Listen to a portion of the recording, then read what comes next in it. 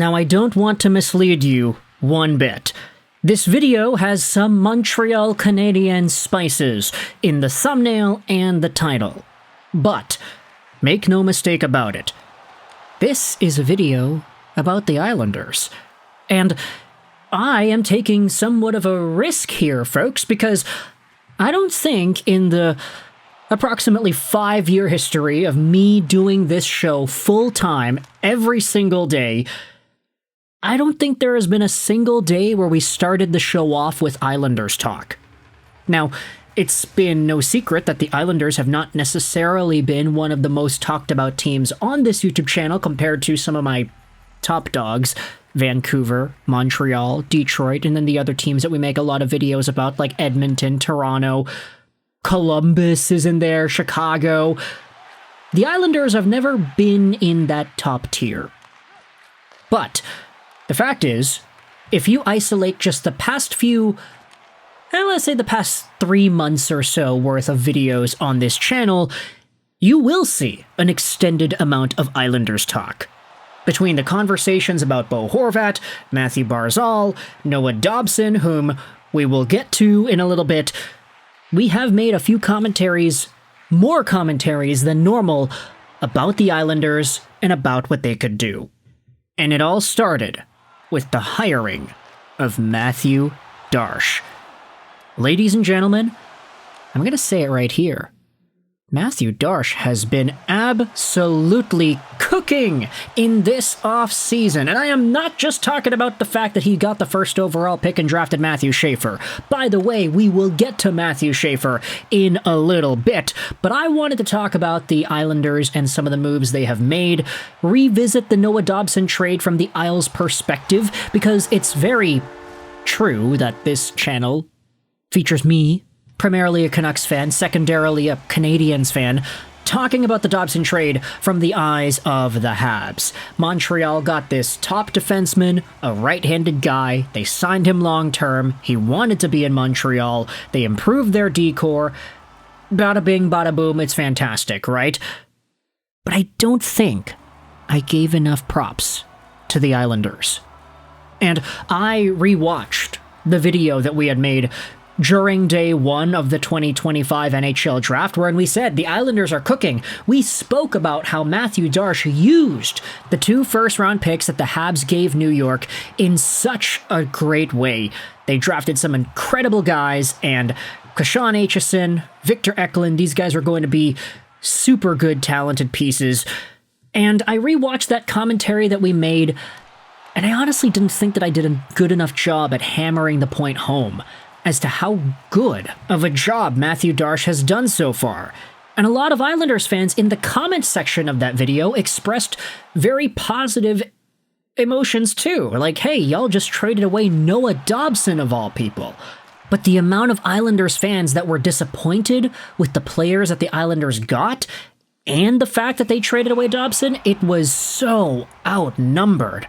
Everybody seemed to be stoked, and here's why. The New York Islanders, they traded away a guy that was not going to sign in New York for a dollar amount that was similar to 9.5. He wanted 11. They traded that guy who wasn't going to stick around anyway for 2 prospects that probably should have gone a lot higher than where they actually went in the draft. They still got Matthew Schaefer, and they got themselves a potential 15 to 20 goal scorer in Emil Heineman, not to mention the cap space that you freed up by not signing Noah Dobson. And yeah, that's right. I said Emil Heineman is a potential 15 to 20 goal scorer. I think that if he's able to get that consistency a little bit more ironed out in his game, then this guy can be destined for great things. I was always a fan of Heineman. We were all fans of Heineman. I and the tons of Montreal Canadiens fans that went out there and watched the video commentaries of game reviews wherein Heineman would score these beautiful goals. We were all fans of Heineman. And then guess what? The guy got hit by a car, and he kind of had a season that was derailed, and that is a very blunt and not really nice way to put it, but he did get hit by a car. And yeah, ultimately he's just going to need to find a way to get past that.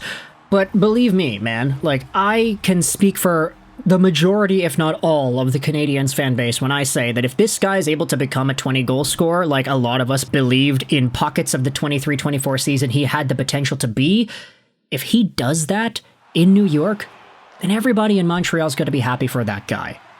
And I do think that potential is still in there. Not to mention the fact that Matthew Schaefer is looking like an absolute gem. He is saying all the right things. He has gone into the media and just been the classiest guy. He spoke out about how he wants to be in New York forever. That is not only a sign of a team that has put all their assets and resources into getting the first overall guy, but a first overall guy who is paying that respect back. A guy who has gone through, honestly, the most tragic and difficult draft prospect story we have seen out of any of these draft-eligible guys, spanning the past many, many years, even decades, really. To have gone first overall, to have defied all the adversity, to have still displayed such talent despite the limited games played this previous year, and in Islanders training camp and scrimmages, to be able to show that value, to be so flexible, to just have so much skill and get by guys, yell out, "Go Isles, go." This is a guy who knows what he needs to do to win over the fan base. And the interesting part is, it's not like he's doing this because he wants to win over the fan base. It's like, he's just that guy. He's likable. He's a really likable young kid who places respect in the right areas and who is totally won over this fan base. And I'm not saying that, oh yeah, Mathieu Darche is great, he's cooking this offseason because he took Matthew Schaefer first overall. Like, okay, that's so easy, you know that he was probably going to do that. But it's the combination of all of these things. It's the vibes with the Isles. It's Eklund coming in. It's Aitchison coming in. It's Dobson going out. It's Heineman coming back. There were reports that the Blue Jackets were going to trade for Dobson until Kent Hughes picked up the phone and said, okay, sorry, Darche, we'll give you Heineman. Fine. Take this guy. Then can you give us Dobson? And then the deal went through. Not to mention Matthew Schaefer. Not to mention, like, we haven't even spoken about Maxim Shabanov.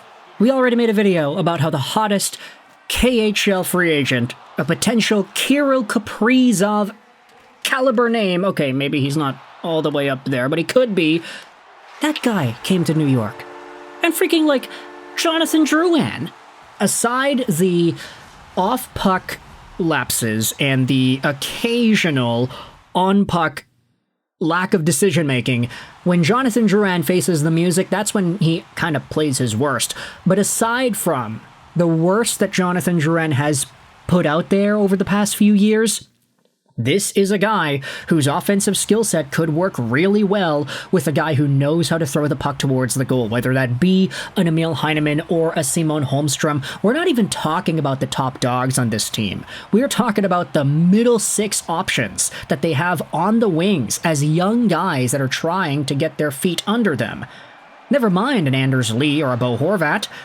So ultimately, I do think that the Islanders have been placing themselves further up and further up the vibes charts on teams in the National Hockey League, and this includes making the Noah Dobson trade in the way that they did.